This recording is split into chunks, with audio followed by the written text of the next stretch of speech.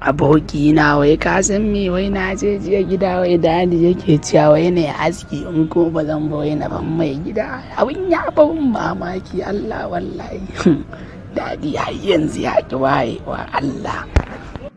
Ke rabu da su a idin ciki ne kana gani, ni ma jiya na je mam wai za ta mun wani bar dai na dan sirranta. Wai na je ne aski na ce kai mami ni akan aski ne ma dai na bar gidan nan. Abu take nan fa. Dadan nan fa ita take kankaro mana mutunci gun mata ga ka san dokar abokina. Garewa ne na ce ya sun ba zan yi ba. Kuma yau a kula ba zan kwana kai ka sani mu je mu yi sharholiya.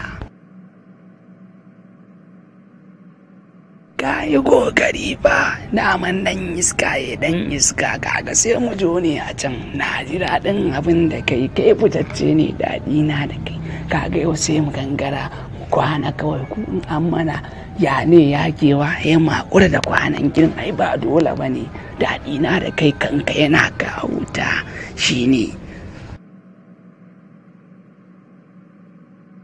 Ne kawai shine mu je mu kwana mu sha tazo wallahi kanka yana mugun kawuta kuma normal ne kwana sai mu samu kan mu sato kuɗi kai ma ka sato tun da hajiya ce mamanku baban mu alhaji shine lissafin da za a yi kawai kaga sai mu dinga zama kula ko ba haka bane mu kama wuta mai rayuwa ba wai yau tashi.